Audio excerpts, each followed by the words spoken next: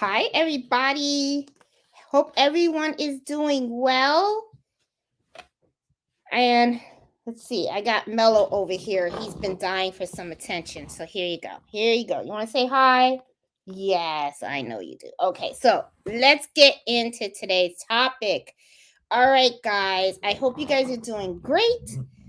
For those of you new, hi, welcome. I'm Jeanette from Boricua Sewing and Crafts, and in this Embroidery Happy Hour, what I want to talk to you guys about is Etsy listing. Okay, last week when we were talking during the Embroidery Happy Hour, somebody was asking a question, and the question that they asked was, "How do you get your listing to be the first item that you see on the first page when somebody types a search?"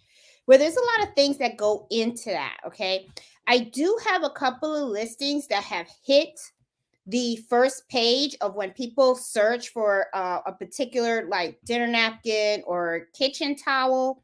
But what I wanted to do was I wanted to show you some of the things that I do to create my listings, to try to make them as best as possible. And one of the things that I want to also do is as I go through all of the steps, I'm going to give you my advice, my hardcore advice on where you really cannot get lazy, okay?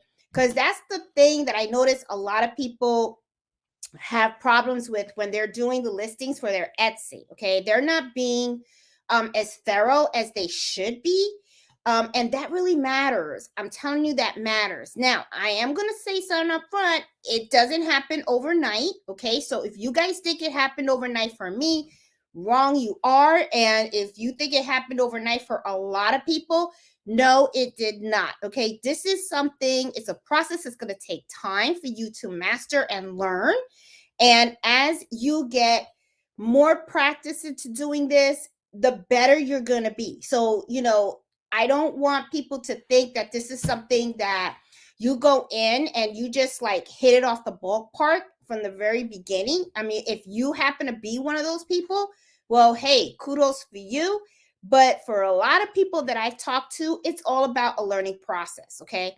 I mean, a lot of us, are starting a business for the first time, never did an Etsy shop or even an eBay shop or anything of that sort.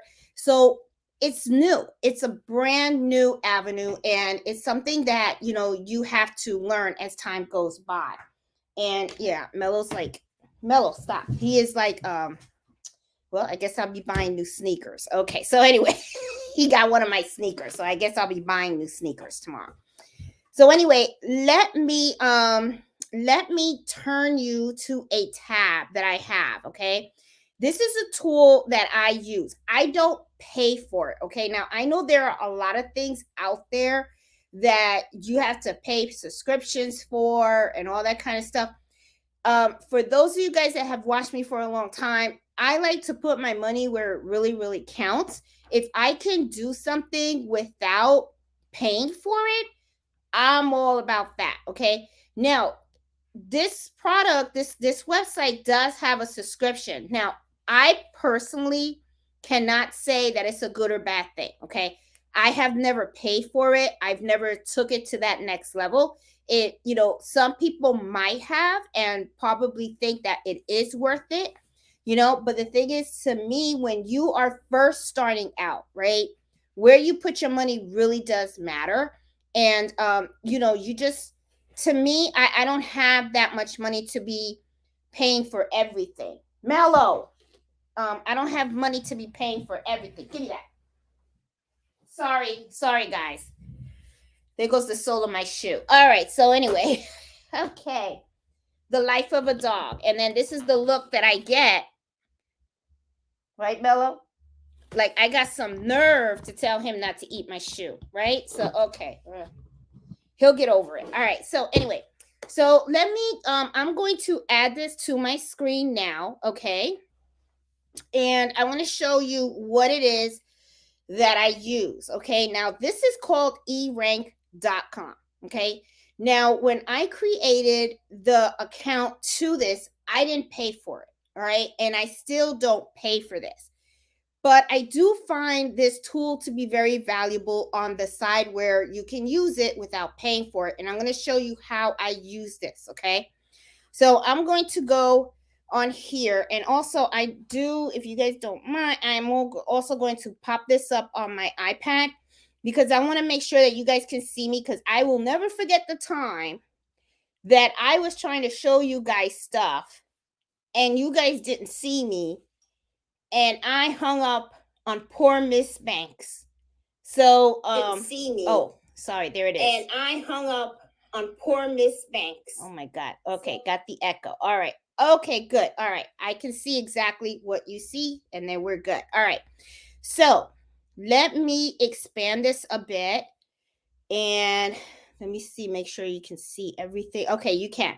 All right, cool. Now, this is called eRank.com. Okay. And when you log into this, what you do is you connect it with your Etsy shop. And this gives you this dashboard. Now, if you look at this dashboard right now, this is the dashboard of my shop. Okay. And so far from what I see on this dashboard, I seem to be doing pretty good. I got like this really nice green banner saying, wow, you sold more than 96.6 of other shops of Etsy. Well done. Yeah, whatever. Okay. But one of the things that I want to show you is it right here. It tells me how many active listings I have. And I love this right here. Pay attention to the ones that have the red numbers.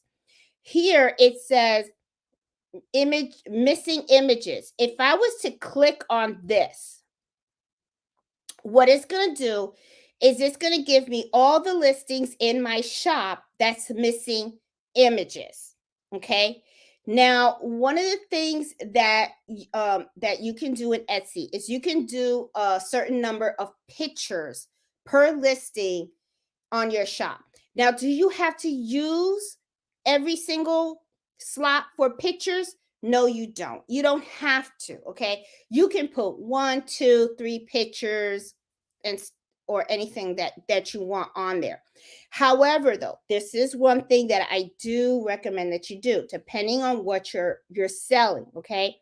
I would make sure that you have a clear picture of the item, the clear picture of the image, also so that they can see the texture of the fabric if you're selling something that you're embroidering on fabric. Also, I would put a video in there if you can. You can put a video displaying the item. Okay. I see some people that sell wallets, and what they do is like they'll take the wallet and they'll like display it. Okay. Like let's say like a phone case. They'll have the phone case, and then they'll just go like this, and they'll just move it around so that they could see, you know, how the phone case looks. Oh, look, this has a little pop up. Then they'll have like a hand to just do a little, you know, button right there. You know, showcase your item. Okay. You can do a little video to showcase it. Recommend to do that. All right. Now, what this is saying is that I only have, if you look all the way to the right of the screen, you see that I have little red boxes with a number 1, which indicates that I only have one picture in that listing, which is fine. That's all I need. I just really need to show that one picture. Okay. So this is pretty good because it kind of tells you what listings you have that's kind of missing images. Now, one thing, and I'm going to go back. One thing also is it tells you about one-worded tags, missing attributes. Missing attributes, I believe, is like missing tags, tags and stuff. And we're going to talk about that. But you know what I want to do? I think this would be easier. Let's switch over to Etsy. And let me show you the blank listing of how you fill in an Etsy an Etsy listing. And then I got a feeling that if we do that first and then we come to eRank, I could kind of show you how you could use this tool to help you with your listing. So let's do that, because I just thought about that, because I want to try to make this as easy as possible so you guys can learn exactly how I do this. Okay. So I'm going to hold on. Okay, I'm switching now to Etsy right now, and I want to see if it actually changes over. Yes, it did. Awesome. Okay. Now, when you open up an Etsy shop, what you want to do is you want to start adding listings. Okay. This is what the blank area of adding your listings look like. Now, remember when we were first in eRanks and it talked about that you only had like one image and stuff? Well, as you can see right here in the very beginning, under add a listing, it has photos. This is where you can add all the different um, photos that you want of your item. Okay.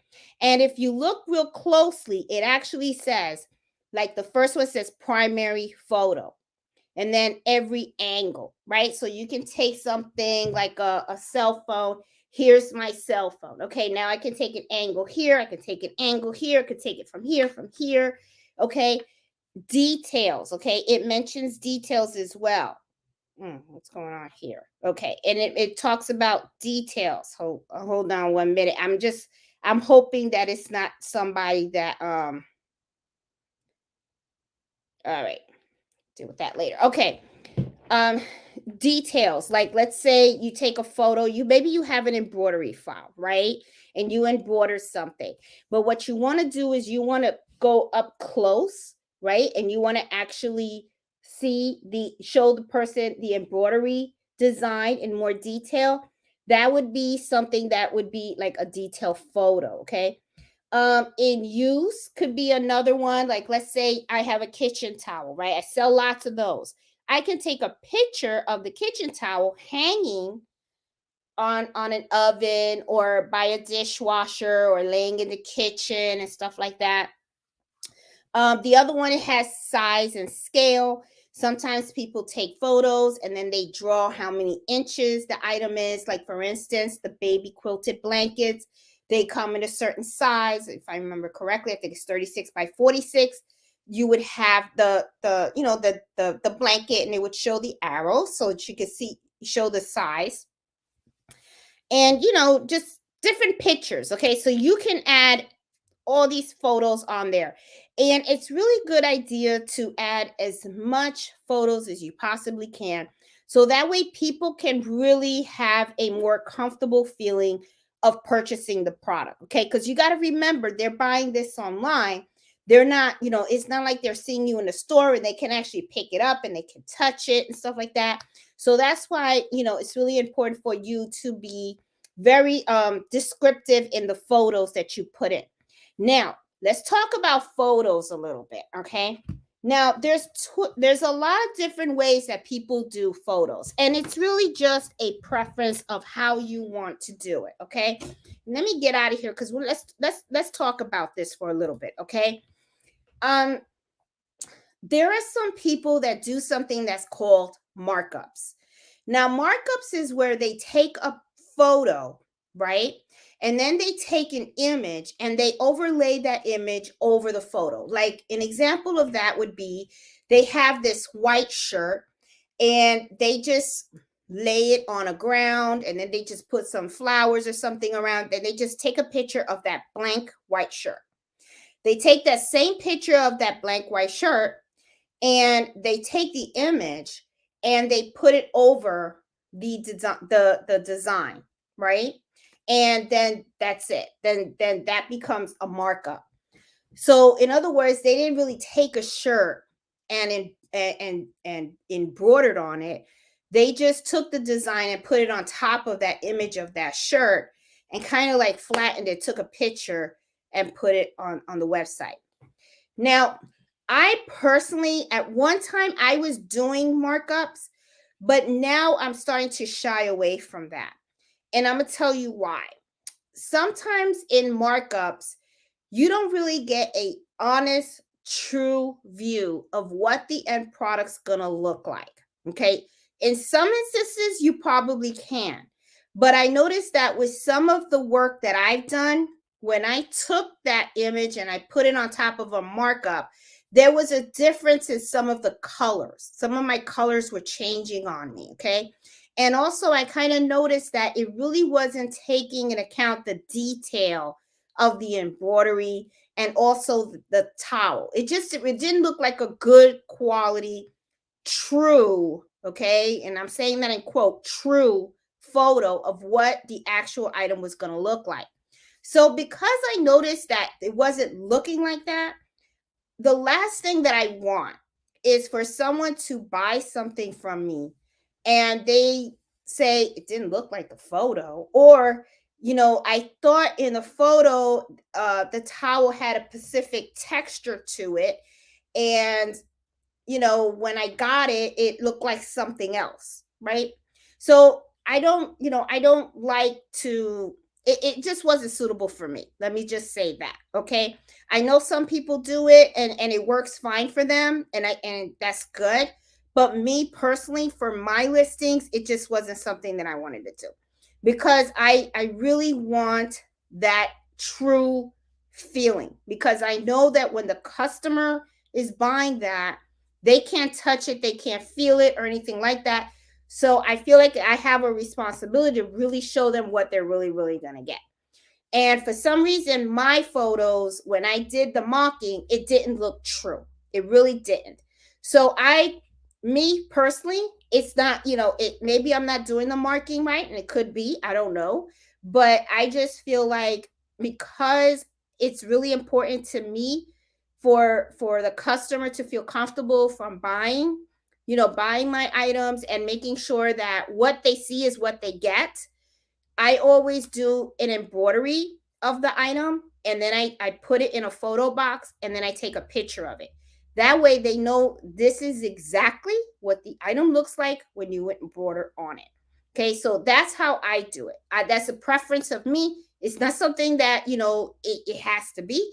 If you know how to do the markups really well, that really comes close to the true image of what you are selling, then go for the markups, go for it, But for me personally, I kind of like to embroider it, because it's kind of serves two purposes for me. One, I know for sure that the customer is getting a true image of what they're going to get. And two, I know that when I embroider that product, it's going to look exactly like that. Okay. Because sometimes I notice that some people, what they do is they'll take a picture, an embroidery design, and they will mark it up and then they'll put it. But then when they go to actually embroider it, they didn't test out the design. And then they find out that the design really isn't stitching out the way it's supposed to. It didn't look that way in the picture, or it's the wrong size or something like that. And then they end up with kind of like a mess. So I really like to prevent all that, because I like a simple life. I like to keep everything nice and simple and true. So what I usually do is, if I buy a design, I like the opportunity to test stitch it, okay? Because just because you bought an embroidery design doesn't mean that it's going to stitch well. I have purchased a lot of them where I've had to remove a lot of jump stitches, or I had to send them over to my digitizer for him to make some adjustments for me. So, I always like to test stitch all my designs, and I also like to make that true picture. So anyway, getting off my soapbox on that, and I will add this back on. But I just wanted to give you my point of view on the pictures. Okay, so let's go back here. Okay, all right. So that's the first thing that you got to do when you are creating a listing, your photos. Now, this is something that I have done on some of my listings, but not all. But it is something that I do plan to incorporate more of, is the video. Now, there are two types of videos that come to my mind that you can actually put in this area. One is you can do a little short video of you actually embroidering the product, okay? Which I think that's gives it a nice touch, all right? Because it shows you working on it. Or you can also add a video of you taking the actual product and displaying it. Kind of similar to like I was talking to you guys about earlier, about the phone and giving it different angles and going, oh, look, it has a little thing at the back or whatever, right? You guys get what I'm saying, okay? So I would say, I don't have it on all my video, all my all my towels and dinner napkins and all that stuff, but it is something that I'm going to start using more and more now, because I really think that this gives it a really good touch. Okay. Now let's go over to the other section. Okay. Now, listing details. Let's talk about the title. Okay. And it says include the keywords that buyers would use to search for your item. So let's say, oh, I don't know. Let's come up with something. Let's say that oh boy. Okay, let's say. All right, Mother's Day. Okay. What are like mothers what do people buy mothers a lot? Okay, let's say oh oh shoot. Okay, a Mother's Day shirt. Okay. Let's say you want to get a shirt that's embroidered for grandma. Okay, that says abuela or grandma, maybe a grandma shirt with all the grandkids' names on it, something like that, right? So right there, what I would do on the title is I would say grandma's favorite shirt or grandma's children's shirt. And then in the title, I would also put in little keywords such as Mother's Day's gift, grandma's gift, stuff that people would actually search, right? Because the search does two things. If you put it on the title, it will help show up when people do the searching. But also what's important is the tags, and that's where the eRank.com is going to come in, and that's what really I use that for. Okay. Now about the listing, you're going to put who made it. It'll be you. What is it? It's a finished product. Okay. When did you make it? Well, you can put down the time frame you made it, if you made it recently and stuff, or do you make it by order? Okay. Now, a lot of times my items are made to order, okay, which is, like I get the order, and a lot of my designs, especially the standard ones, are pretty easy for me to embroider because I already have them loaded in my machine. It's just changing the threads, putting the towel in, and hit that go button, okay? But you can put the year, the time frame that you put it in. You also want to make sure that you put it in the right category. Okay. See, like right here, it has t-shirts and stuff, and you can click on t-shirts. And then right there, you can go more and you can like scroll down and find the right category to put it in. Okay.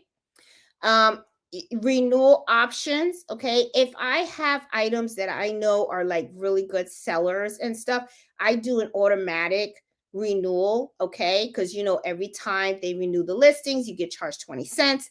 However, though, if it's like a new product that I just put out there and I'm not sure if it's going to sell or not, I always do the manual. Okay. So that way I'll pay the 20 cents, let it ride the whole time. And then when it's time to renew it, I'll look at the design and I'll think to myself, okay, is this just a design that's just not going to sell? Or is this a design I'm going to have to tweak? Or you know what? Do I want to like give it another shot and let me renew it one more time and see? Okay. That's how I usually do that.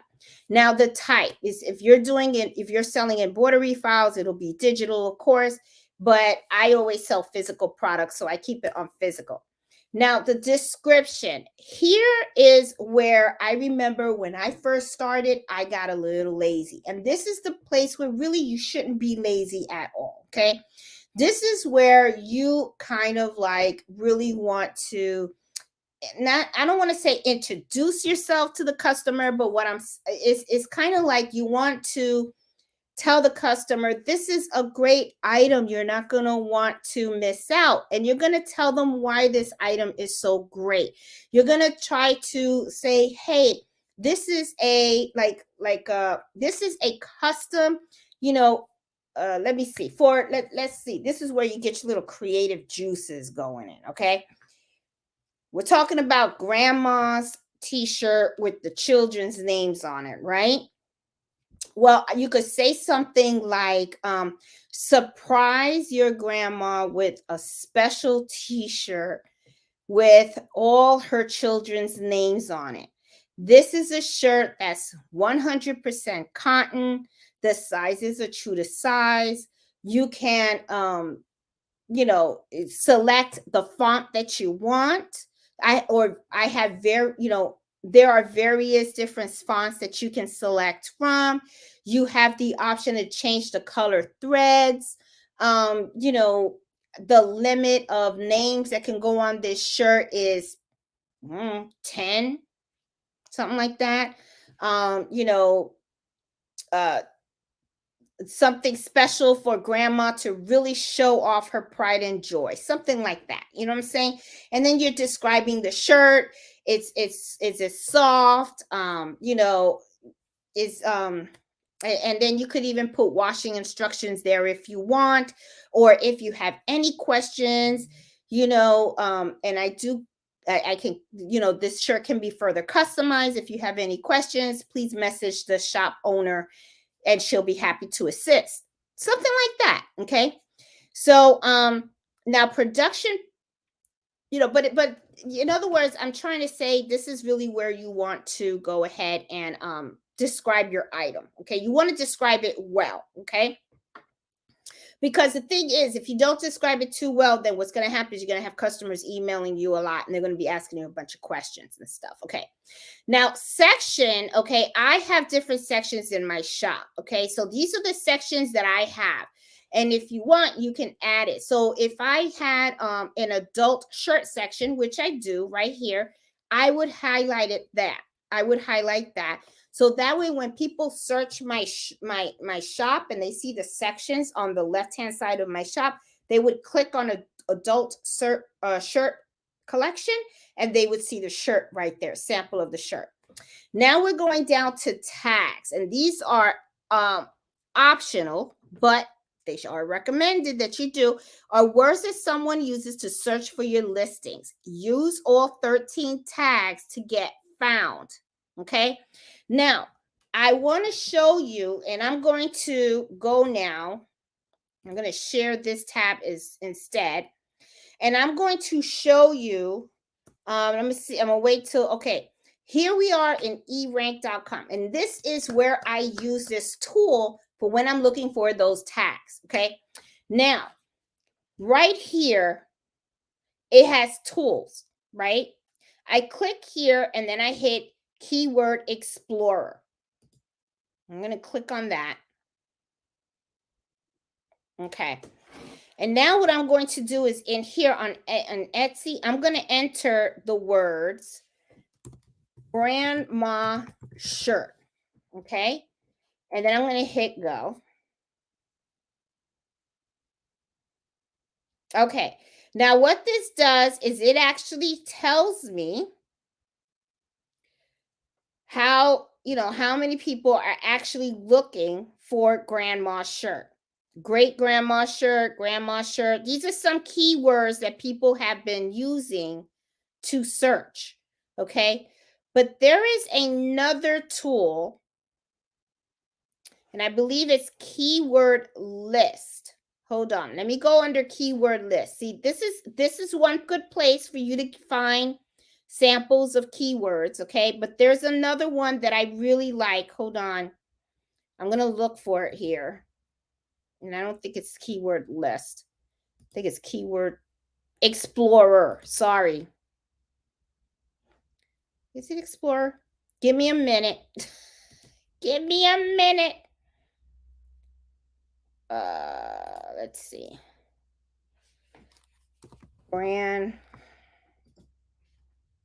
Grandma shirt. Okay, hold on. This is not it. Tools. Shop. Tag report. Hold on. Is it tag filler? Give me a minute because I want to make sure that I'm getting you to the right place. Can't believe it. Okay, no, this is missing. Is it competition? No. Tag report? No, that's not it. I know it's here. Or did they change it? I hope they didn't change it. Let me see. Keyword tool. And I think it's here, keyword tool. Let me do grandma shop. Let me do search. No, it's not. I think they changed. Oh, here it is. Here it is. Here it is. See, it's building it right now. There it is. There you go. Most popular tags right there. So that's where it is. Go under tools. Where the hell did I go?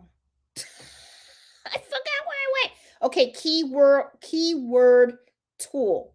That's where you want to go. And then what you do is right there, you type grandma shirt. Okay. And when I typed grandma shirt, even though I got all this stuff, you got to scroll down. This is the graph that I'm looking for. Okay. Right here, I type grandma shirt. Now, here are the most popular tabs that people use when they are looking for grandma shirt. They look for a Mimi shirt. They look for grandma gift, gift for grandma, grandmother shirt, Nana shirt. Let's see what else they got in here. So I would just go all in here. So let's say there's something else that you want to search for. Let's see. Baby blankets. Let's do that. Okay, it's building.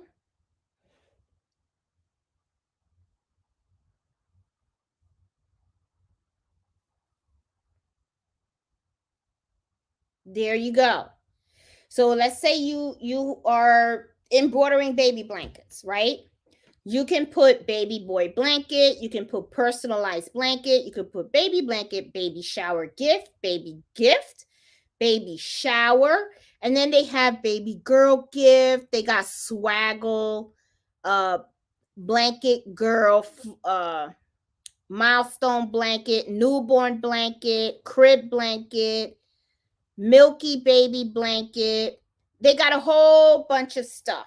A whole bunch of stuff right there that you can use for your keywords. Now the thing is too is you don't have to just use these for tags. You can add this to the title of your listing too. Okay? So just something to think about and everything. Now, one thing that I do want to mention, they do have that little orange thing over here where it says beware of trademark terms. Okay. So in other words, stay away from like words like Disney, Harry Potter, and all that kind of stuff and everything. You don't want to use words that are trademarked because if you do that in your Etsy listings, chances are if you are found, that can be your listing can get deactivated and that could be a hit against your shop. Okay. So just something to think about. But this is really, honestly, this is my favorite portion of this tool right here on eRank is that you can get ideas of different tags that you use. So when people ask me, how do you, how do you get your listings to be really, really recognized? I say this is it for me. This is how I do it. Okay. And the thing is, the beauty part of it is I don't have to pay to use this. Now, however, because I did not pay a subscription, there is a limited amount of searches that you can do in this tool. Okay. In this keyword tool. Is it the keyword tool? Yes, it is. This is called I'm tongue tied. The keyword tool. Okay. I think I'm not sure.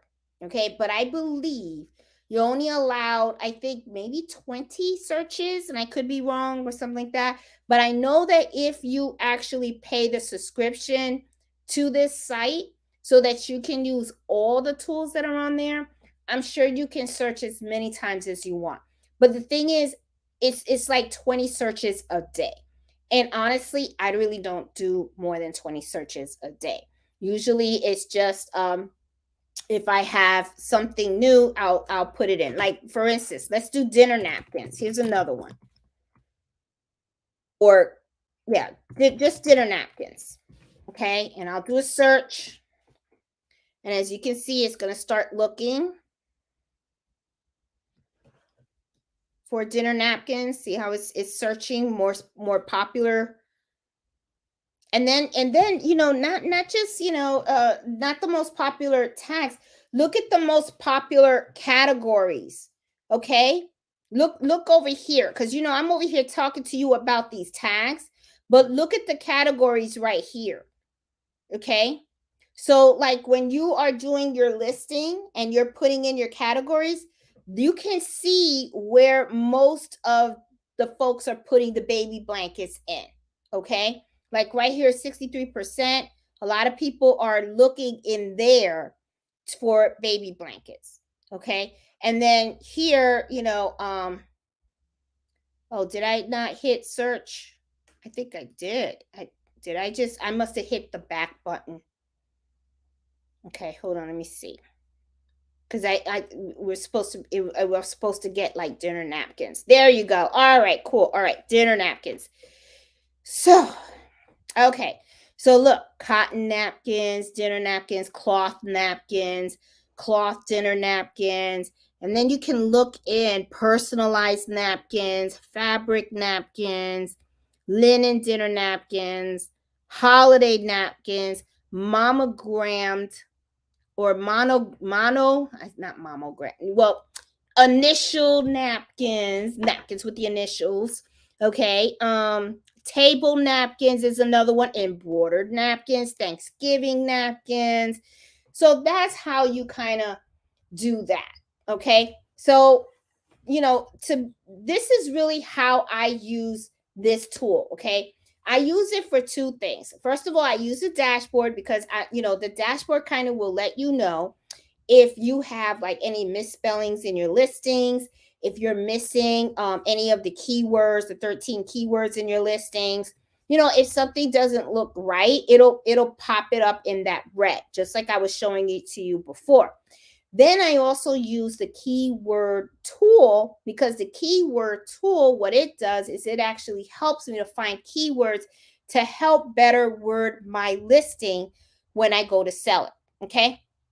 So I'm going to go back to the Etsy um the Etsy tab, so that we could see where it is that those things found, where those things matter.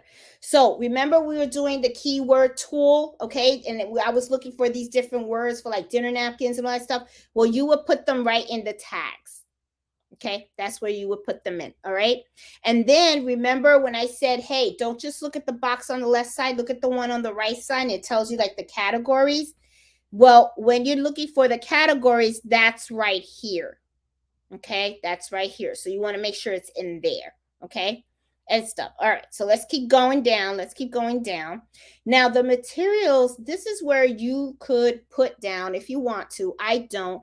And the reason why I don't is because a lot of times when I am in the description of right here of my item, okay, when I am just putting the whole description, a lot of times what I'll do is I'll actually include the material, the size of the item. Okay, so that way when you're looking at the little materials and it says optional right underneath the tabs, I don't put anything in there because I've already put that information on description. So to me, it's kind of repetitive, so I don't do that. Okay, now here's the fun part. Okay, so after this section right here comes the fun part: your inventory and your pricing. So of course, pricing is going to be what you want to sell your item for.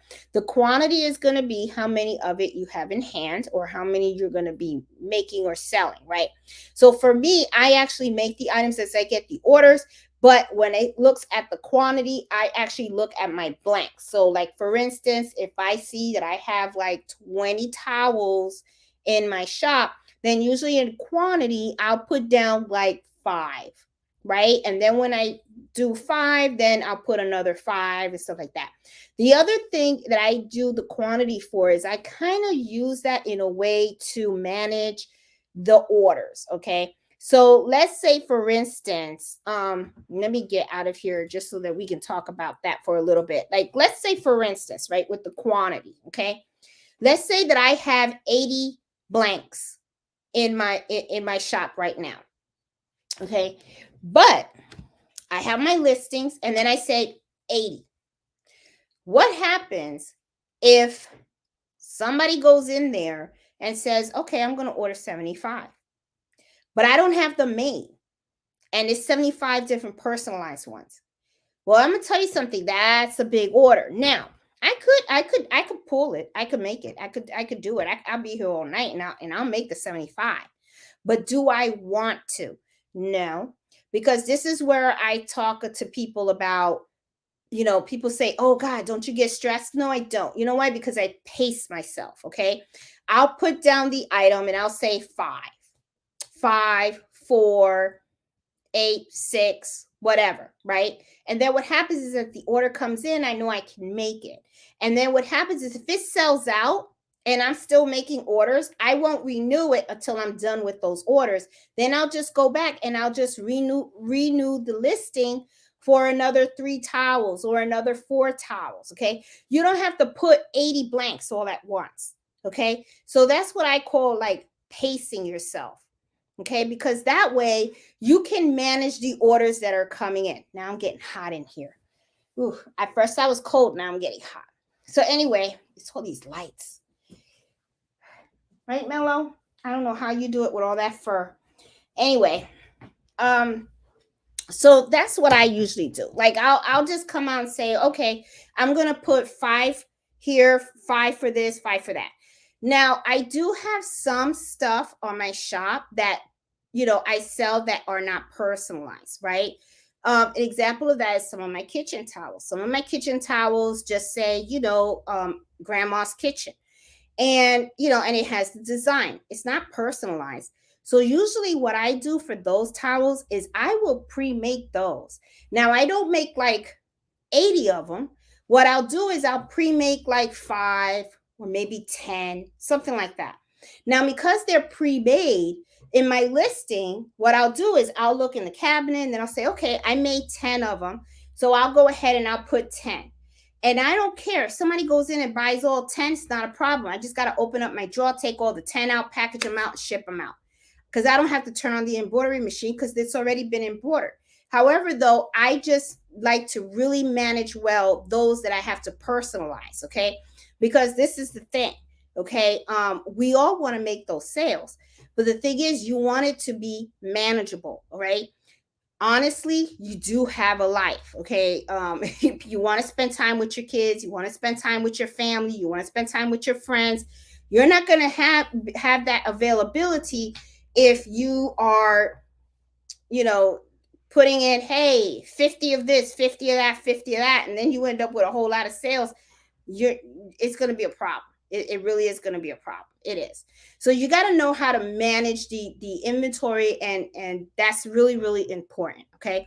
So that's just something that I really wanted to stress with you guys. All right. So let's go back in here and let's see what else we got to put in there with the quantity. Now the SKQ. Now the SKQ is something that you do internal. Like for instance, let's say that you have a whole bunch. I was using that for when I was selling money envelopes. I used to sell money envelopes, but instead now I don't sell them. I just use them myself.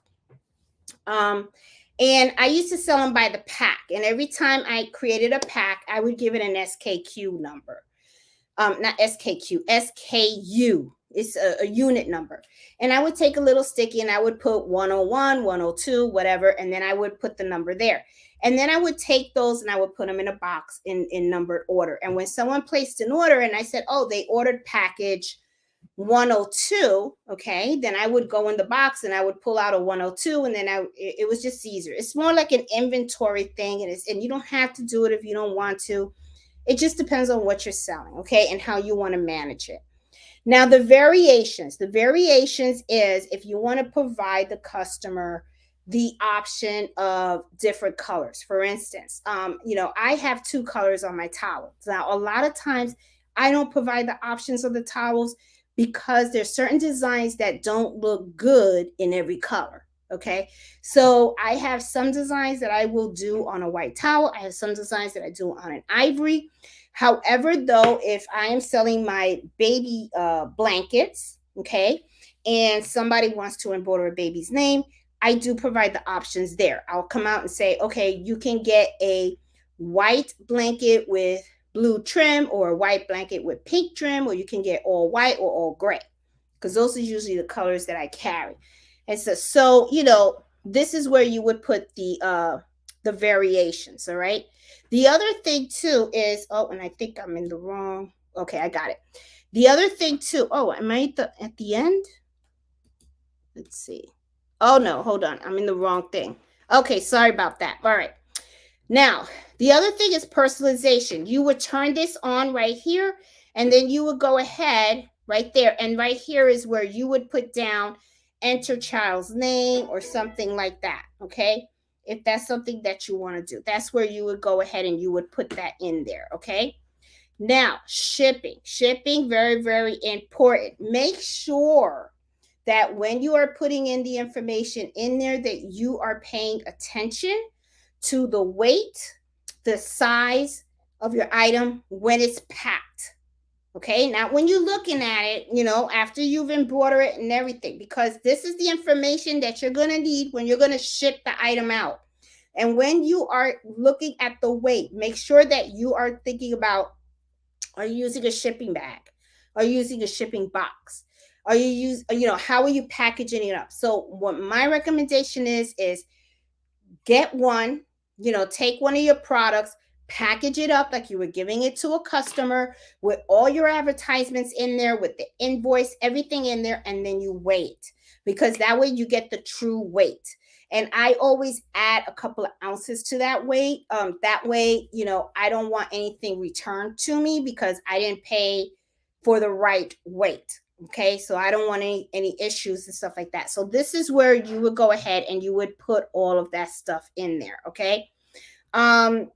The other thing, when it comes to, let's see, hold on. There's also a place in here regarding the shipping where,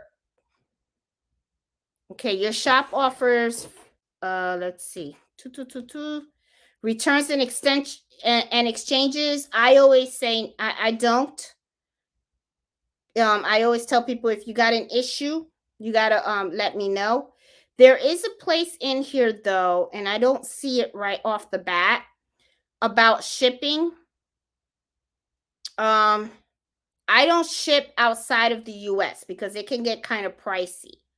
So here it is. Enter custom. There you go. Sorry about that, guys. Enter custom shipping options. Okay.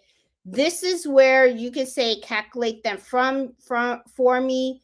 You put in where you're shipping from. Here is where you select your processing time. Okay.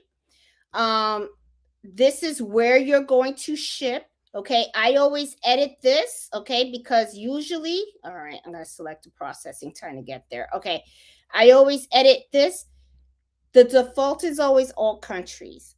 I always unclick this and I always leave it at North America. That's how I do it, okay? The other thing too, and this is something that can bite you in the butt if you don't fix this, okay? I talked with a fellow crafter of mine, that she had an Etsy shop and stuff, because I made this mistake too. I did not edit this, and what happens is that sometimes the customers can end up they can choose how they want stuff to be mailed to them. Okay, the thing is, then you got to pick up the tab. Okay, so I always click here. I always say United States Postal Service first class. I unclick this, and all this other stuff. That way it's this first class all the way. That's how I ship. Okay, be very careful about that. Okay, here is where you can say whether you're going to do free domestic shipping or free international shipping, and here is if you plan on adding a handling fee. Okay, and then I don't ship internationally, so I'm sure there's some kind of TAF number that you have to put in. This is, I guess, where you would put it in. Okay, but in order to get these options and stuff, because I didn't see it right away, you have to click right here on the shipping options, click enter custom shipping items. And this is where you would go ahead and you would edit all this. Be very, very careful on what that you really select the items that, that you want, because you don't want to have somebody buy something from you and then it's like you end up shipping it like to the other side of the world. And then because shipping can cost you so much money that before you know it, you ain't made no money. Okay, so yeah. So I just want, and then after that, after you fill out everything, of course, you're going to hit publish. You're going to pay your 20 cents and you're going to be good to go. Okay, so I'm going to remove this. So that is the whole listing thing, okay, that I have in there.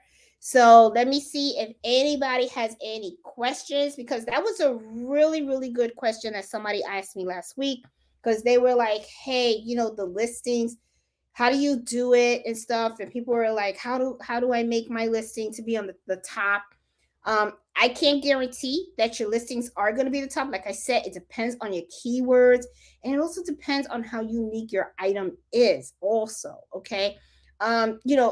There's some areas that are very, very saturated. You're going to have a lot of competition. Sometimes you can go to that tool, eRank.com, and you can see, what your competition looks like. You can even go into Etsy itself and type in the item that you're trying to sell. See how many listings come up. See what their price range is also. And that's the other thing too. You really gotta do your research. And that's the thing. The research is really, really, really important.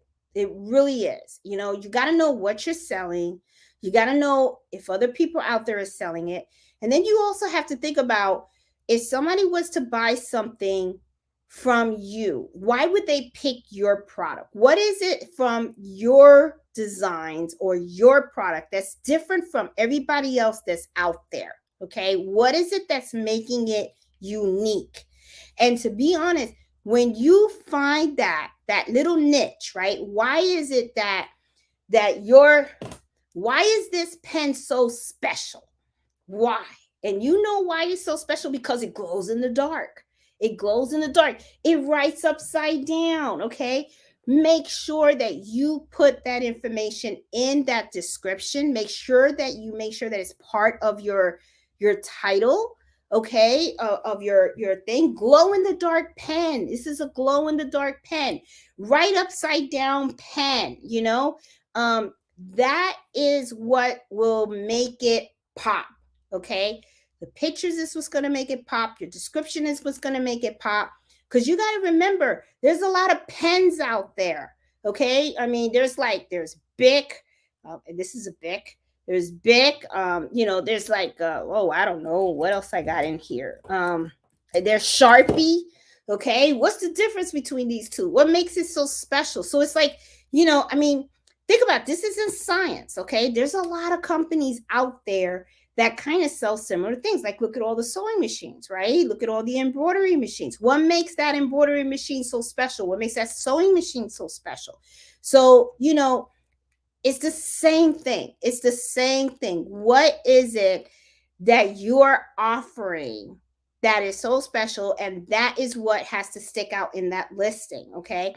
Because you want someone to, when they're searching for that particular item, and they're looking at your item, they're looking at someone else's, they're going to be comparing. They're going to do compare shop. We all compare shop. Even in this channel, I tell you guys to compare shop, right?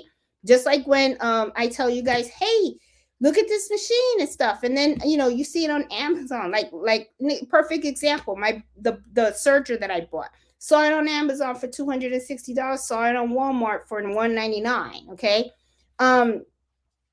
Then you start thinking, okay, it's the same product, right? And then, but Amazon, you get it the next day. But you know what? When I got it from Walmart, I got it the next day.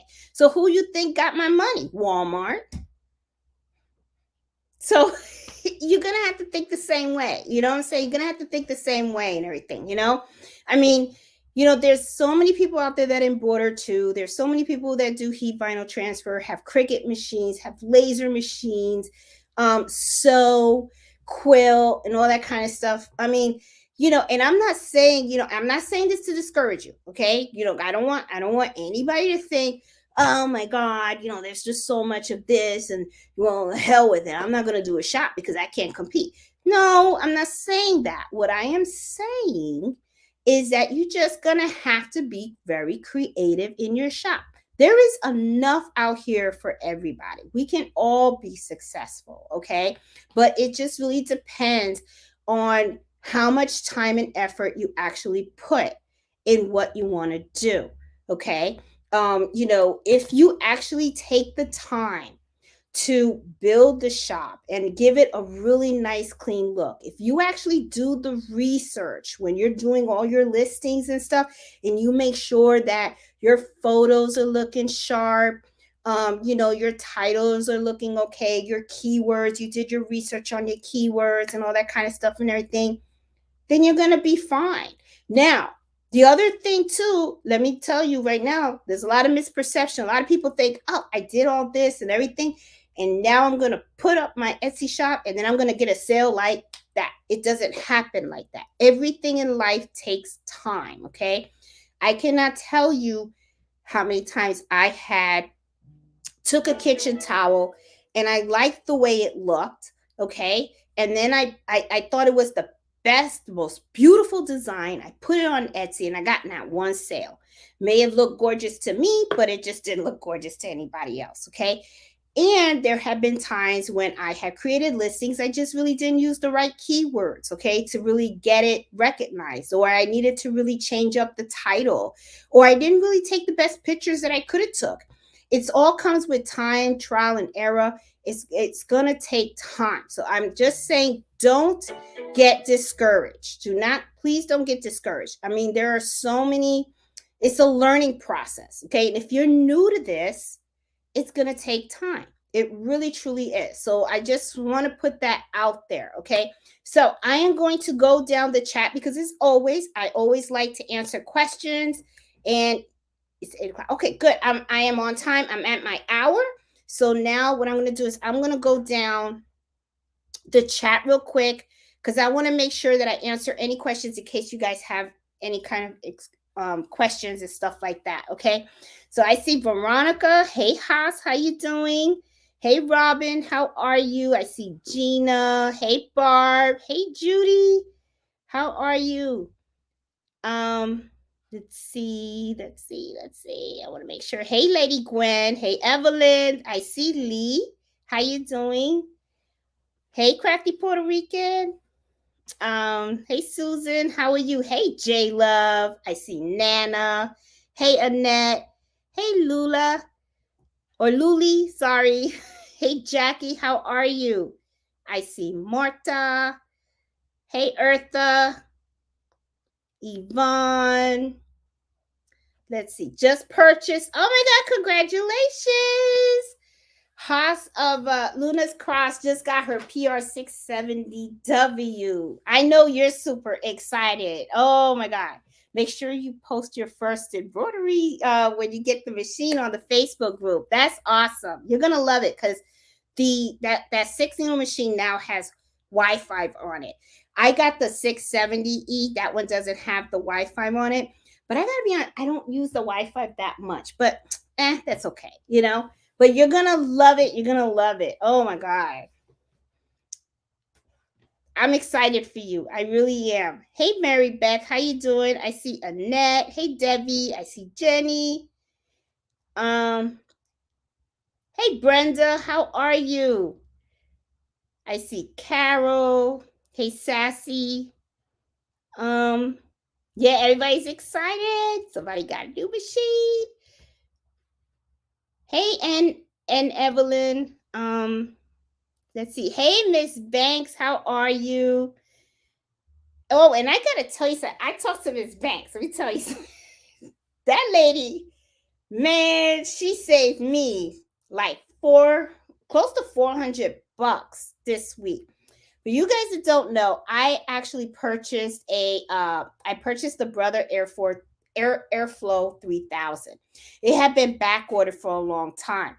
So Ms. Banks watches a live show called Sewing Machine Plus, and they were showing the Airflow 3000, and they actually had it on sale for $999.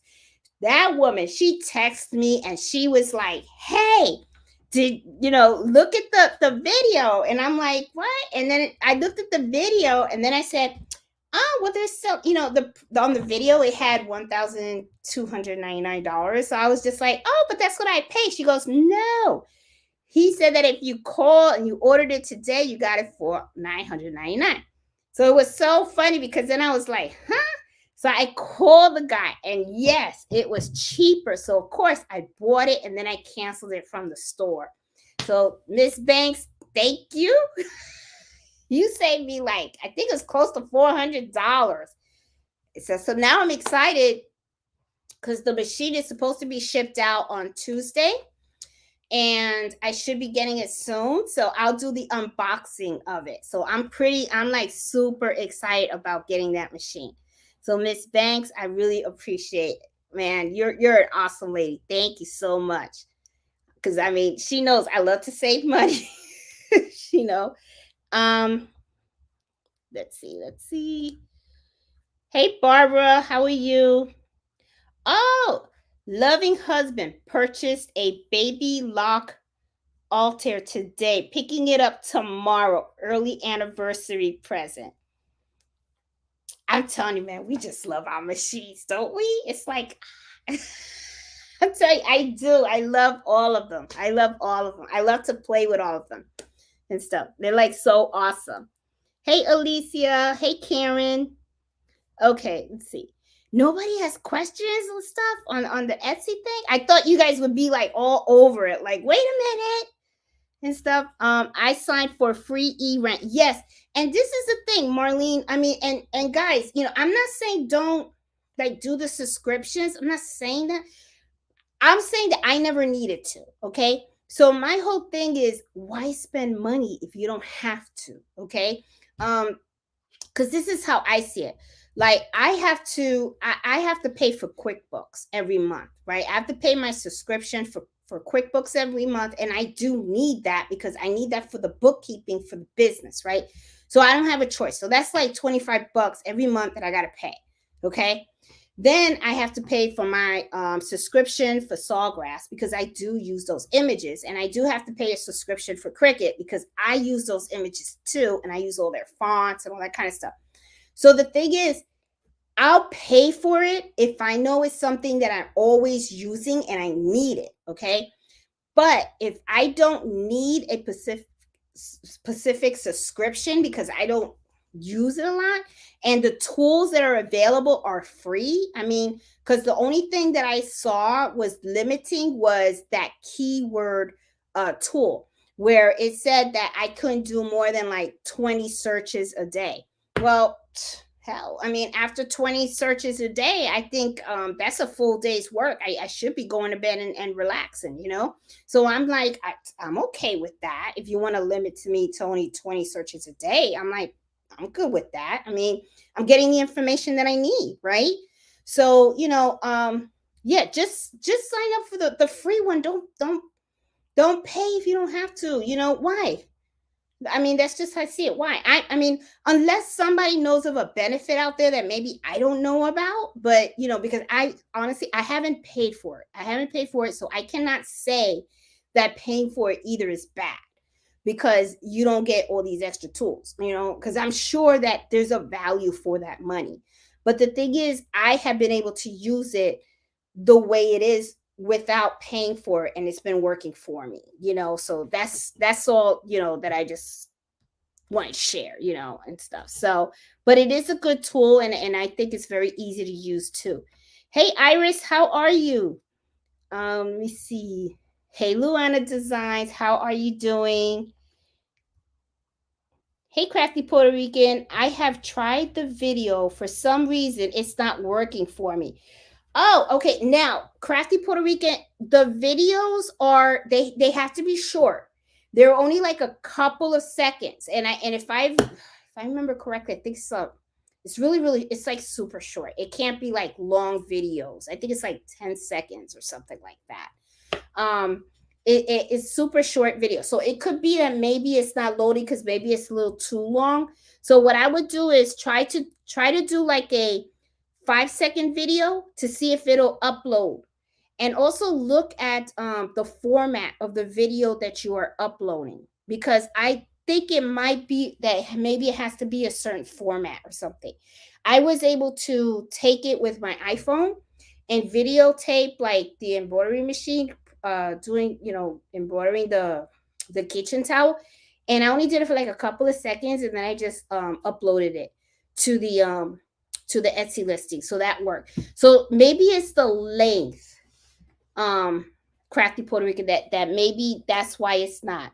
See if you can cut down the length of it, because it can't be a long one for sure. Hey Leslie, how are you? Um, able to move.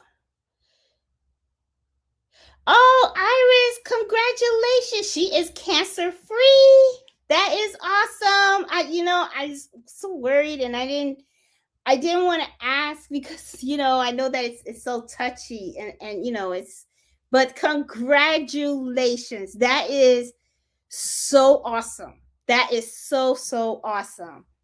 I'm so happy for you. That's, what, that made my night. Oh my God, Iris, congratulations and stuff. She was able to get surgery, and they removed everything. Oh, that's awesome. That means you caught it right in time, right from the very beginning, that it didn't spread so bad. Oh, that's great news, Iris. Oh, I'm so happy for you. That's like so cool. Hey, Tools for Eve, how you doing? We caught it in time. That's so awesome. Hey, Sassy. It turned a bunch of shorts, and they weren't good. I need help videotaping. Yeah, I think it's the length of time. I think it's the length of time that you have to do. It's called mock. Yeah, am I saying it wrong? I guess I was saying it wrong, right, TR? Was I saying mark? Was it markup? Was I saying markup? I don't know what the heck I was saying. But you guys know what I meant. They take a picture and they take an image and they smack it on. That's what I meant. Okay. So sometimes it comes out good, sometimes it doesn't. Okay. But for me, it wasn't. Um, you know. Jeanette, did you get the light box from the light box? Oh, the photo box. No, I got that photo. The photo box is actually, I did list it in my Etsy, my Amazon storefront. And the photo box that I have is the one that comes, it actually has like 2 bars with LED lighting in it, and it folds up. I don't have it open right now. I have it folded up, and I have it put away, because I usually just, I don't like to have stuff all over the place. So, and I'm kind of like, you guys know, I'm kind of like on the neat side. So I only take it out when I have like a bunch of stuff, and then I photograph everything at once, and then I kind of like fold it all up, and then I put it away. But it's a pretty decent sized box, and it has 2 strips of LED lights, and I really like it because, when I take the picture inside, it actually makes it really nice and bright, and it gives me a really, really clear photo. But I do have the link. I'll put the link of the one that I got on our Facebook group so that you guys can see. Let me put that down, photo box, which one I got. And I like it. What I really like about the photo box is that you get to fold it up nicely and put it away. Because I don't like stuff all out. I really don't. So, but I will I'll link it in the Facebook group so that way you can see it. But I know I do have it on the Amazon storefront. It wasn't expensive either. Well, it was before all these crazy prices started hiking up and everything too. Because if I remember correctly, I think I paid less than $100 for it. I think. If anything, it could not have been more than 120. But I think it was maybe in the 80 or 90. All right, now how much it is now? I don't know, because things are crazy, So, but I will look and see if they still have it on Amazon, and then I will put the link on Facebook and show you guys where it is. And if I see that it's like a crazy increase, then I'll look for something similar that's like in a decent price, so that you guys can see, because you guys know I'm all about saving a buck. I don't like, I don't want you guys to if you could get something that's similar, that's going to actually work, I prefer you guys do that than spending all this extra money when it's not even necessary, and stuff. So yeah. Hey Marlene, how you doing?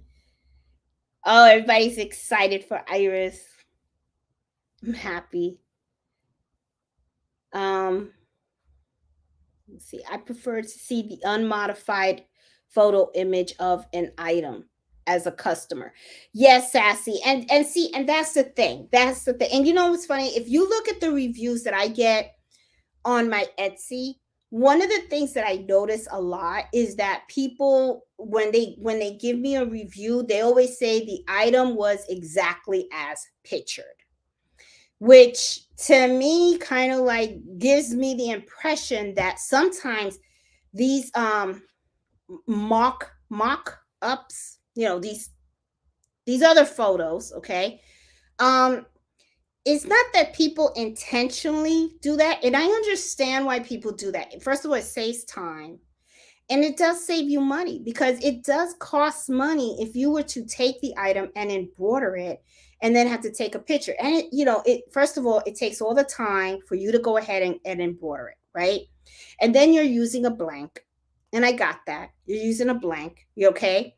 But the thing is, too, is when I create these items, a lot of times what I'll do is if it's something that's standard, right? Where it's not personalized, that item that I created and the sample, and I take a picture, well, I package it up and it becomes one of the items that's going to hit out the door.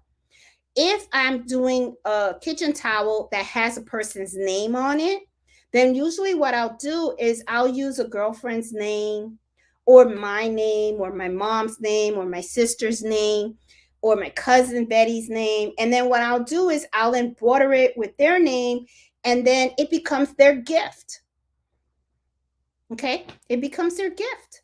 So, or a neighbor or someone, So, to me, it's like I just prefer the actual picture of the real thing, because that way, as a consumer, they know exactly what they're getting. It's not something that, it's not, oh, you're getting something that might look like this. That's the thing, Hey, Brenda, SEO words, search engine optimization. Yeah, and I think that's what I am doing, those keyword search. I just don't, Brenda, I don't, I speak genetics. Okay, so all those big fancy words, I'm like, but yes, that is the same thing. That's those tags. Those tags is the words that we are looking for, because that's what people search for and stuff. Search engine optimization and stuff. It's the same thing as the keywords and stuff. But make sure you put them in the titles. Make sure you use the tags, because you get 13 tags, okay? And this is the other thing too, okay? Let's say you have a listing out there and you do 13 tags, and then you see that nobody's looking at it. Well, you know what? Go back in there, change up those 13 tags, change up the title of your listing, play around with it just to see if it gets picked up. Okay, you can see if people looked at your items. You can go in your Etsy shop and you'll see whether an item got views on it and stuff like that. And if you see that it didn't get any views, chances are that, and check your misspelling. Sometimes you could have misspelled the tag. Sometimes you could have misspelled the title and stuff like that. So you just have to play around with it. That's why I try to tell people, Take your time with it. And when you are creating these listings, don't create them and then hit publish and then think that in like 2 or 3 hours, you're going to end up getting all these sales. Sometimes it works like that. Sometimes it doesn't. And if it doesn't, don't get discouraged. That just means that you just need to work a little better on your listing. That's all. And and it's not, it doesn't mean also that your item is crappy or anything like that. It could be that maybe you just need better pictures. Maybe you just need to work on that title. Maybe you need to get better keywords. The oh, what did she say? What did Brenda say? The SEOs, the search engine optimization phrases, maybe those need to get better and stuff like that. That's all it is. So just don't give up on it. Just really don't give up on it. And then this is another thing too that you have to consider, because this has happened to me. I mean, like I was saying before, could be that maybe nobody likes it, because I have made towels. I have made kitchen towels. I made one design with a cutting board, and I put the flag on it, and I could have swore up and down that it was going to be like a hot seller. Okay. I was like, oh, this is going to be my best seller during Christmas time. Do you believe I sold not one? Not one. And I still look at that design today and go, how come nobody likes that? I think that's cute. What the heck? I was like, nobody likes it. I thought this would have been a hit. Nope. Not one. Not one. But that's okay. Because guess what? Now my mom's going to get it for Christmas next year. My mom, my sister, everybody. Because I'm like, what the heck? And it could be too that maybe that wasn't the season to sell it too. Okay, maybe I don't know. Maybe my keywords were off or something like that. So I'm still going to play around with it. I'm not going to lose hope on it yet. But yeah, I mean, sometimes things just happen. You just got to go with the flow and stay positive, and it's going to work out. That's just how I see it. Hey Bev, how are you? Sounds like we both got lucky and caught it early. Oh, congratulations to you too, Beth. I think that is so awesome that people now are able to beat this, that a lot of people would, and that is something that's so important, to really take care of your health, guys. Make those doctor's appointments, get those blood tests. Don't mess around. Don't mess around. As soon as you feel anything, anybody knows your body is you. So if you feel something, go to the doctor right away, so that way you can just have a good fighting chance. So Beth, congratulations to you. I think that's awesome. That is like so cool. Let's see what else we have. Okay, Jeanette, do you get to claim the charge for posting them off of your taxes? Yes, Barb, you do. That's part of businesses. Okay. In Quicken, this is called a transaction fee. Okay. Or no, I'm sorry. The listing the item is like an advertising fee. It's 20 cents. Okay. But the thing is, at first you think 20 cents is not a lot of money, but you know what? 20 cents times 100 or 20 cents times whatever, it starts to add up. The listing fee is considered like an advertising fee. Okay. And then you got to remember too, then Etsy has their transaction fees and all that kind of stuff and everything. I give all that information to my accountant, and he handles all of that for me. Yeah, but you do claim them in your taxes and stuff. I give everything to the accountant and stuff, because he does ask me that. He says, how much did you have to pay for shipping out your items? How much of transaction fees did you have to pay for Etsy? How much were your advertising fees and everything? All that goes into to the the accountant, and he handles everything. Hey Deborah, how are you doing? Um, let me see. Let's see. Hey Irma, how are you? Okay. Sassy. Is listing the brand of the item you use, like Carter's Full Moon, not allowed? Um, I don't know, Sassy, if it is. This is what I would do. This is what I would do, because the last thing you want is for your listing to get a ding, right? So what I would do is I would just reach out to Etsy support, and I'll be honest with you, they're awesome. They are really, really, really great, because that's what I usually do. Okay. Now I never put down the brand of my blank on my listing. What I do is put down the material that the item is made of. So like, let's say you're using Carter's, right, for baby onesies, right?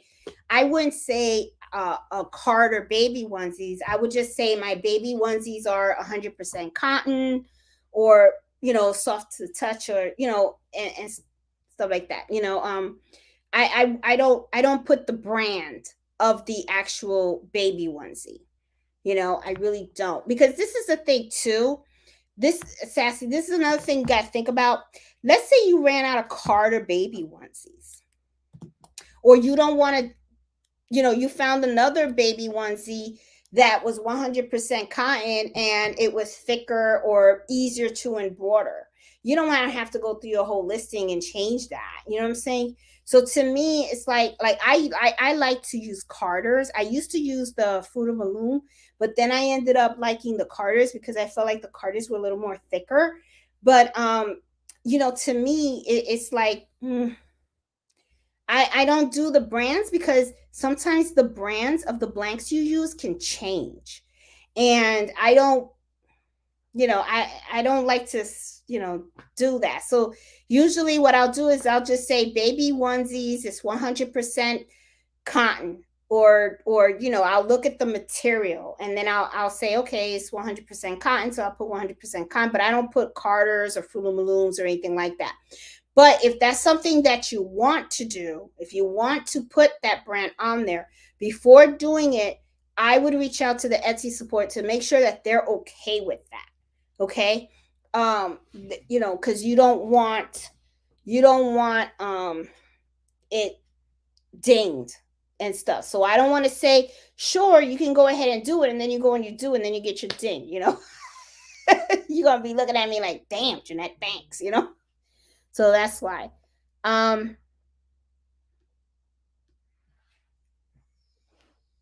Yeah, so my whole thing is, the best way is really to just go out and ask, you know.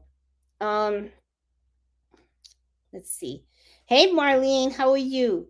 Okay, can you place multiple categories: home, living, wedding, etc.? When I look on there, let me see. Let's add that in, and let's check it out. Okay, let me go in here. Do you guys see that? Let me go in here. When it comes to categories, all right, now let's say let me see, let me do dinner napkins.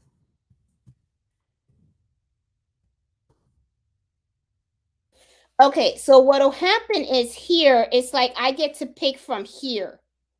Okay, I have to pick from one of these that are. But if you look at it, it has like several different types of. So what I would do is I would look to see, like, where would I most likely want my item to fall in. Like, here's dinner napkins and table decor. I can pick this, and then what'll happen is shoppers will find this item in all of these categories. If they're going under home and living, kitchen and dining, dining and serving, party supplies, which isn't bad. It's a lot. So let me see. And then let's say if I pick another one, table decor. That's a good question you asked. All right, let's say oh, what did I do? I did table napkins, right? Okay. So let's say I want to pick something else. Let's say I want to do here. Well, these are the ones that, yeah, it looks like, yeah, weddings, see, weddings, decorations. These are the categories. Okay. So, yeah, I mean, what I would do, what I would do is, Marlene, is I would just pick them, type it in, see what selections you have, pick it, and then look at the little boxes and see what options they offer you, and then see what kind of best suits you. That's what I would do. And so, hey Liliana, how are you? My keyword is crazy. Oh my god. Oh, international shipping. Hey Susan. Okay, international. Yep. The also requires you to register for a VAT number, Declaration of Values and Tax Fees.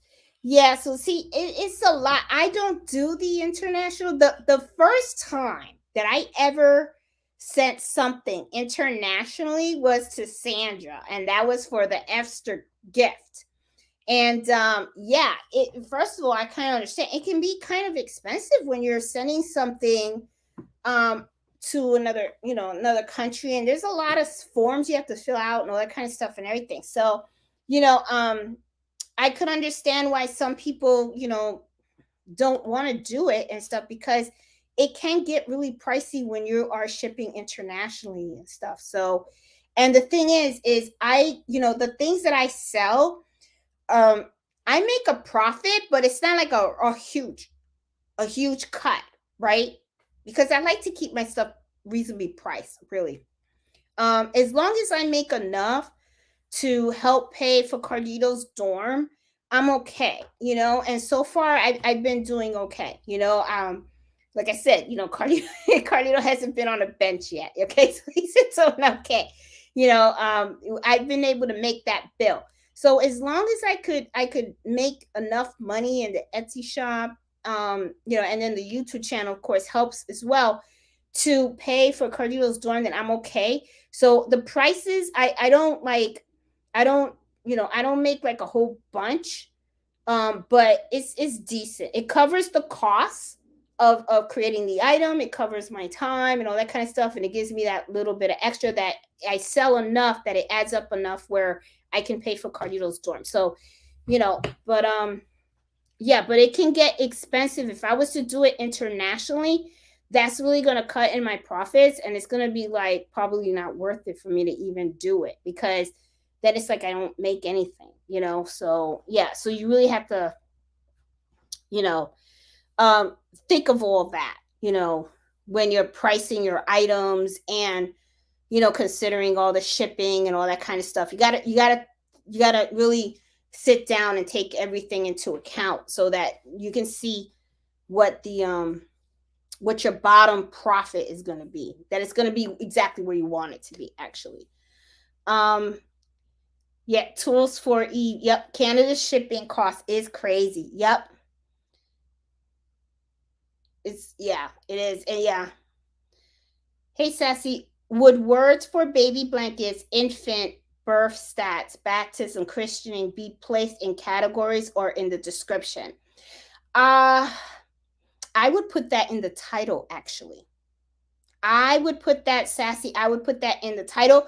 Because I would be like personalized baby blankets for christening and all that kind of stuff and everything. And I would also add that in the tags as well. Okay. And I would even go, and as a matter of fact, now because you mentioned that, let's go to eRank and let's play around. Let's play around with that tool that I was telling you about, because you mentioned baptism. Let's do baptism baby blanket, and let's do a search on that, and let's see what it pops up. See, it's working. See, that's why I like this tool, because it's like it gives you ideas. And then think about it, it doesn't just give you look, and then like right here, it gives you the most popular categories to put it in. Okay, so like right here, you can do home living, bedding, blankets, baby blankets. So I would probably pick that. And then right here, look at some of these words that you can use in your tags. Baptism blanket, christening blanket. I never would have thought about using that. Baptism gift, baby blanket, baptism. Let's see, what are the words in here? Newborn blanket, custom baby blanket. Oh, baby dedication gift, religious blanket. There you go. Baby shower ideas. See, so I would do that. See, so there you go. There are some ideas for you to play around with, Sassy. So if you were, for that, I would use, just go to eRank, type that in and see what kind of keyword tags you get, and you can use that not just in the tags, but use that on your title as well, and it'll even help you with your category. So that'll help you and stuff. The shipping can get crazy. Yep, Liliana, it can. And see, and that's the thing. When you are, that's why, you got to be careful. Like when you do your listing and stuff, make sure make sure that your listing, especially the shipping portion, pay attention, because that screwed me once. And I know it screwed a friend of mine in Maryland who has an Etsy shop too, and she was like, shoot, I somebody picked priority mail. It's like $9,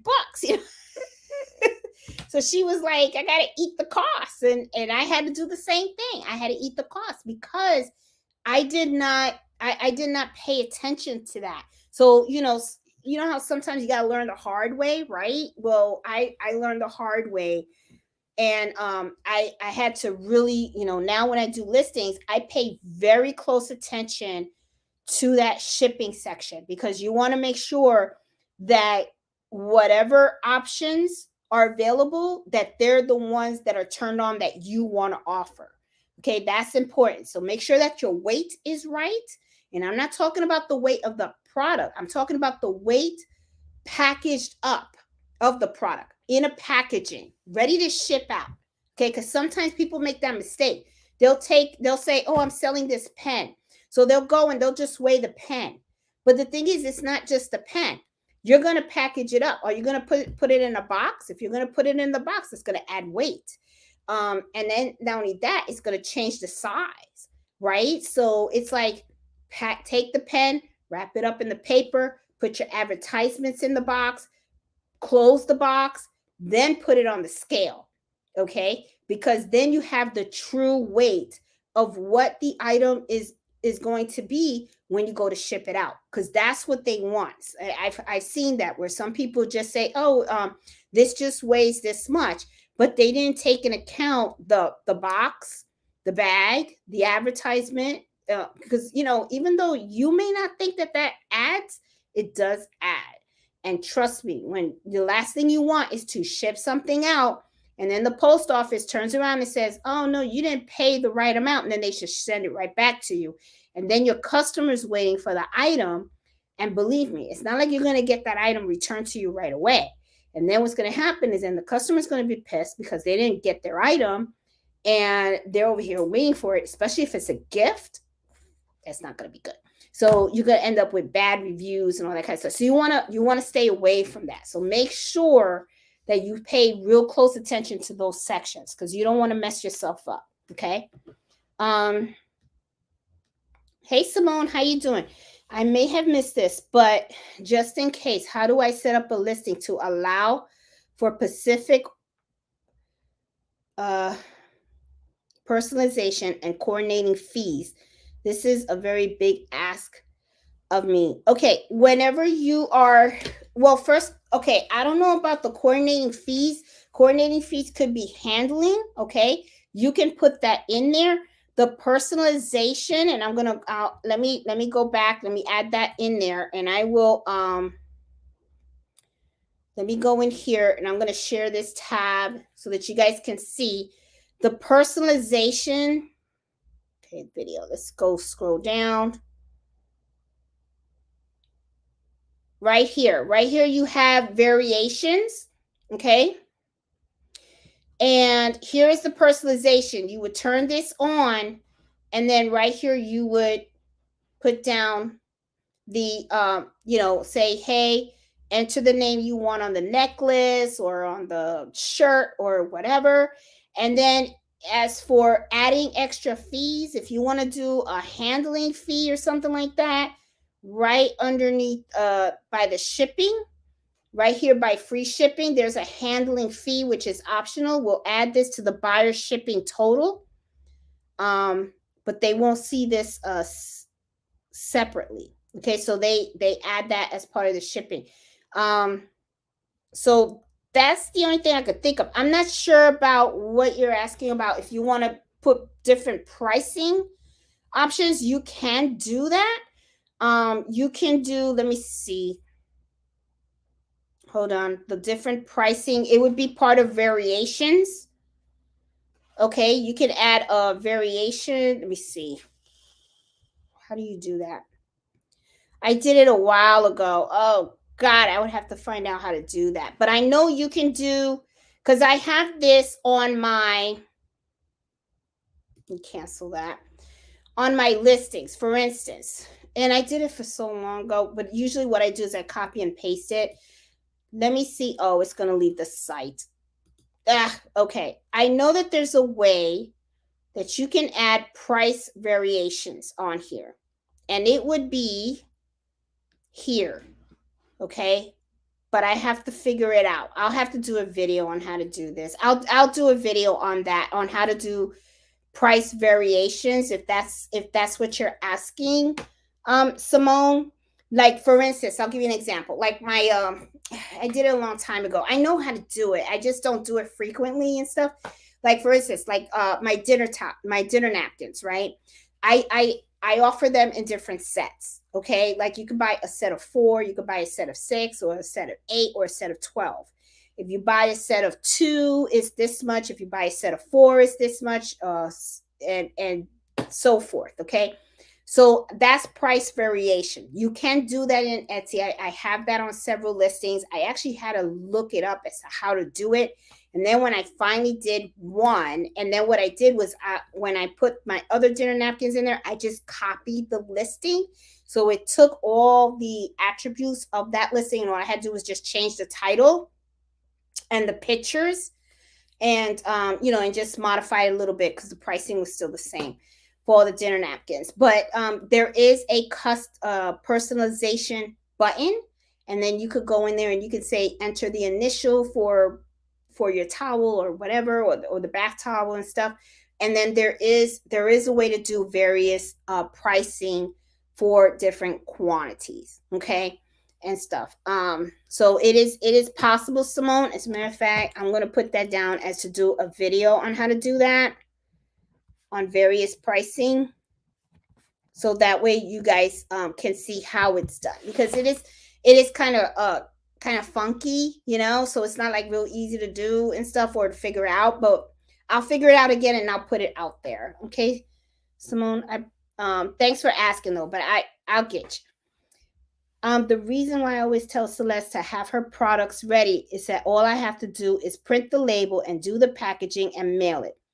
We do ship same day, 2 to 3 days. Same thing here, Liliana. I do the same thing with the towels that already say La Cocina de Abuela. I do 10 at a time, and then the listing is there 10. And I do the same thing. When the order comes in, I just package it up, ship it the same day. Or if it's after 5 o'clock, then it just goes the next day. That's how I do it. It's so much easier. It helps. However, though, unfortunately, you really can't do that when it's all personalized. So if you have a shop where all you do is sell stuff that is strictly personalized, you're kind of screwed right there, because it's like you can't predict what people are going to order until they actually order it.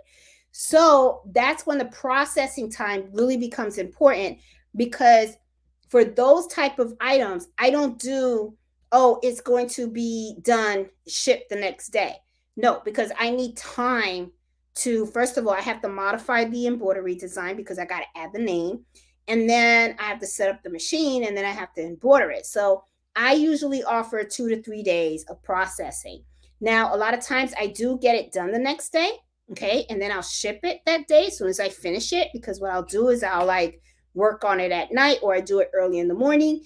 And then I always hop in the car and then I make it to the post office by the time they close, before they close. Um, and that works great. But the thing is, you don't know, life happens, right? So, what if you're too exhausted? Or what if something happens where you can't really ship right then and there? So, I like having that buffer time, okay? Which is why sometimes when you see some of the reviews, some people come out and say, oh, it was really, quick shipping, okay? Because a lot of times in my listings, I'll put down 1 or 3 days to process. So a lot of times when people buy it, they see 3 days to process. Well, they're going to say, okay, well, it's not going to hit in the mail till 3 days. But if I go ahead and I create it and I put it in the mail the very next day, I already got ahead of the game, and it's kind of like, really cool because the customer will be like, oh wow, she's quick. But it's nice if I'm quick, but sometimes I can't be quick. So always leave that buffer time, and stuff, because you just never know. Life happens, right? Life happens. Your car breaks down, whatever, so always leave that buffer time in there. Hey Terry, how you doing? Hey Bridget. Hey Lisa, I closed my Etsy shop. I do need to create another logon and password. Don't give up. Hey Rosanette. Hey Customs, how you doing? Hey Lillian, how are you? Hey Small Fry, just found you last week. My multi-needle should be here Monday. Can't wait to learn. Oh, congratulations. Congratulations. And I am going to be starting those videos and stuff. I'm going to start doing like little short videos on the multi-needle machines to show different functions and all that kind of stuff. So I'm going to start this weekend, hopefully. Like I said, life sometimes gets in the way because I still work full time. But yeah, so I am going to try to get all that stuff because I know a lot of people are asking and stuff. Good looking out, Miss Banks. Oh yeah, she be looking. Miss Banks doesn't play. Let me tell you, that lady be on it. She be on it. It was so funny too because she was like texting me and she's like, Jeanette, no, look, call him, call. She even texted me the phone number, call this number. And I was like, okay, I better call. And then when I called the guy, he was like, yeah, we only have 2 left. I said, I'll take one. I was there with my credit card. Let's see. Vino free, 15 seconds video. Yeah, they're very, very small videos that you have to be. So you gotta make sure that there's small videos that you have on there and stuff. Hey Robin, how you doing? Let's see. Everybody's so happy for Bev and Iris. I know I am too. That's like awesome news. Let's see. Gonna open an Etsy this year. You go ahead, Robin. Do your thing. Having trouble with the shipping. The profile doesn't support domestic shipping for items weighing more than 13 ounces. Choose another profile. Add a supporting. Okay, you probably have to look at what mail service you're looking at, Marlene. And stuff. I'm telling you, it's pretty tricky. It is pretty tricky to do the listing at first. I was getting errors all over the place. And I'm going to be honest, when I first started this Etsy thing and I created my first, I was like, what is this crap? I was like, what the heck? I couldn't get the freaking listing to work. And I was starting to get pissed. I was like, oh my God. And I was ready to quit. I was ready to be like, heck with this, But I am sure that, I just, sometimes you start and you're making the same error. You just don't get it. And then you got to walk away and stuff. I eventually got it. And now I'm good. I'm good and stuff. And I'm sure that if I ever want to do like Shopify or something like that, I'm going to have the same experience, okay? Because it's new. It's a new platform and stuff like that. So it's just going to take a little while for you to get through all the kinks and stuff. Yes, anything over 16 ounces has to ship priority mail. Yes, that is true. Let's see. Let's see, I'm trying to get down there. I paid $129 at Michael's in the summer for my light box. Oh, Michael's had a light box? I didn't know. Yeah, I don't know. I will look to see how much because I got it's a pretty big one. It's a really decent size. I didn't want something too small. I remember when I got it, the first light box that I bought, it was just too small, too flimsy. It wasn't going to work out. So I just packaged it up and I returned it to Amazon, and then I got something a lot bigger. I'm pretty happy with this one. So but I'll make sure to get the link for all you guys so that way you guys can see the one that I'm using.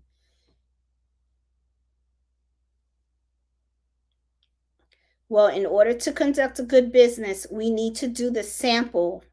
This is the key to success.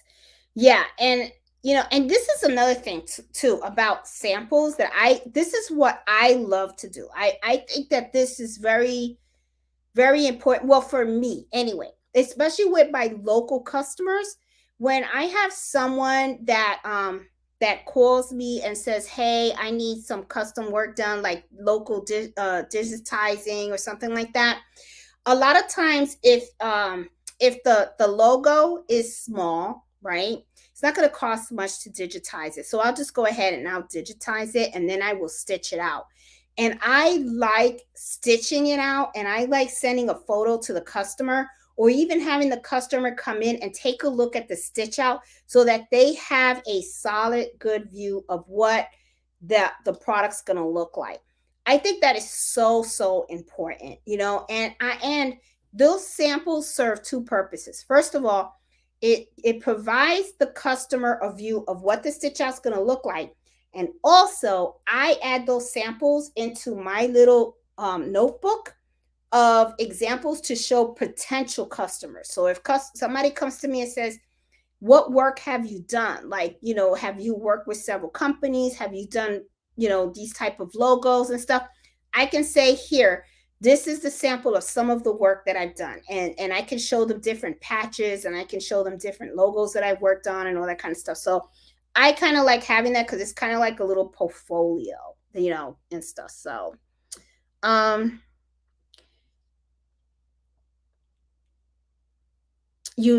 Sassy, you never know who's looking over your shoulder. A way to get garment brand in the listing is to make sure one has the photo, has the garment tag on it. Yeah, I have seen people do that. Susan's right, because I know me myself, sometimes, like when I do little baby onesies, I'll have the little, you're taking the picture of the garment, and it'll say Carter or something on there. Now, I don't put that it's a Carter onesie on the actual description and stuff. I just put the type of material, but Iris says Jeanette is just fine with me. Y'all understand what I'm saying? Hey Angela, some folks spend money on advertising anywhere from $1 a day and up. I don't owe Etsy any money. Etsy has those Etsy ads. Now, I'm going to tell you, I don't use them. Some people use them and say that helps them and all that kind of stuff. I don't. I don't know. I just never did. I never used it. I didn't think I needed them, and they've been fine. I mean, I do pretty good without them. So, because this is how I look at it too. I mean, I pay Etsy enough money. They're taking 6.5% of your profit, okay, and then I'm paying these transaction fees. Now, in all honesty, though, let's be real, okay. Giving them 20 cents for them to list your item, I think is reasonable. I do. I really do think it's reasonable because you got to remember they're bringing the customers to you. They are providing a platform for you to sell your items. So they can't do it for free, right? So even though I do know they make billions of money, but you are paying for something, okay? And I look at it as the transaction fees. You got to remember too that when somebody buys something with a credit card, the vendors pay a fee for that credit card. Okay. Now you as a consumer may not be the one consuming that fee, but the vendor is.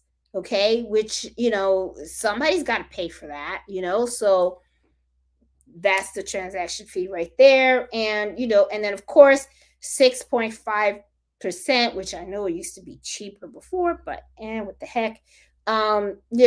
They did get you the customer, right? It is their platform that helped you sell your items. So sometimes you kind of look at it and you're kind of like, damn, they're taking all my money, but in all fairness, you got to be fair. You got to remember that, you, I mean, they can't do everything for free, because then what are they in business for, right? So, you just got to kind of like look at it, and weigh it and stuff. So, I mean, it's okay with me. It's fine with me. I'm good with it. I'm fine with it. It, like I said, my son's not in the street yet. He's getting his college dorm paid, so it works. It really does work. So it's working for me so far. um do you remember after I applied for LLC, do you get a business bank account? Did you find your accountant? Okay, well, my accountant actually is a good friend of mine. He's a tax attorney, so I didn't really have to go far to look for an accountant.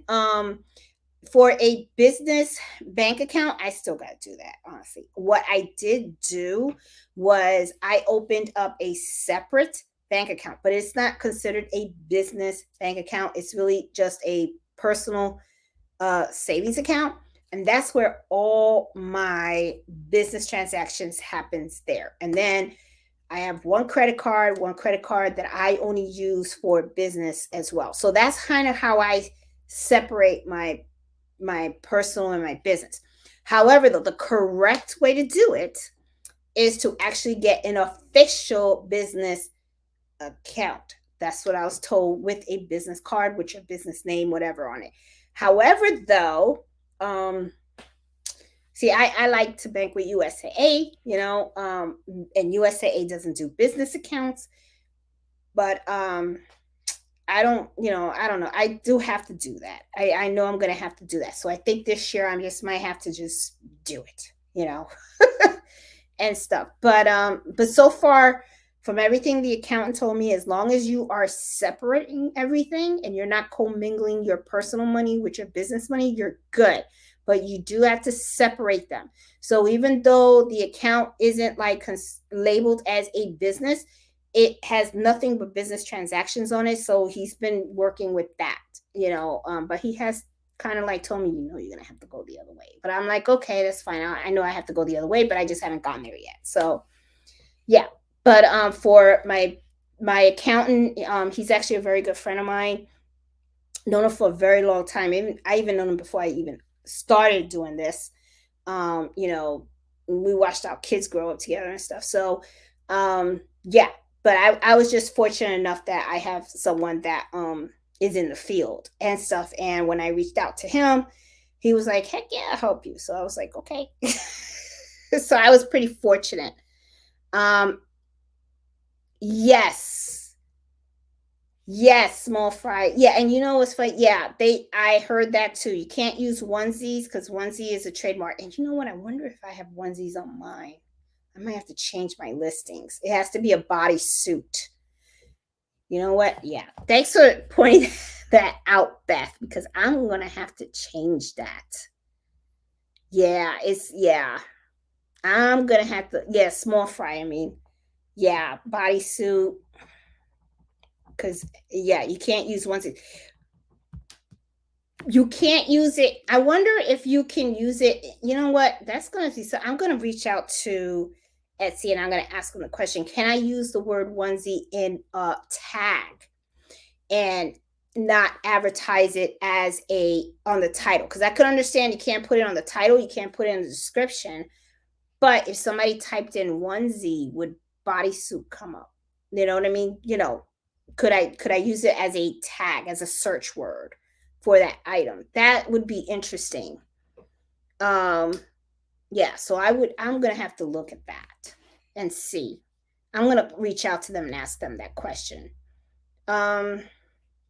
Hey, Ink with Heather bought first small embroidery machine. Congratulations. You're gonna get addicted. That's what's gonna happen now. The total weight. Yes, Iris, the total weight. Let's see. Hey, Simon, how you doing? Thanks for very informative on Etsy. Oh, you're welcome, Sassy. Let me see. Add one variations, and you can put in another variation. Yeah, I'm gonna do because I don't really honestly, right on the top of my head, I don't remember how I did the various pricing, but I know there is a way to do that, and I will do a video on that to try to get all that and stuff. I'm trying to go around. Oh, I think I'm towards the end. I think I'm towards the end and stuff. Oh, have a good night, Barbara.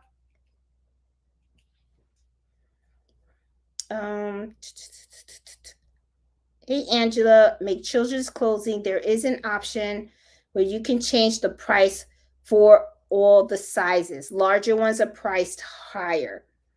Yes, and that's what I'm talking about, Angela, because it's like how I do the dinner napkins. Like if you buy two, it's at a cheaper price, but if you buy more, then it's a little higher, stuff like that.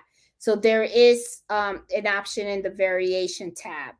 I just don't know where I found it off the bat. I'll just have to do a quick video to show you guys how to actually do it. I know it's easy. It's not hard. It's just I'm having a brain fart moment. That's all.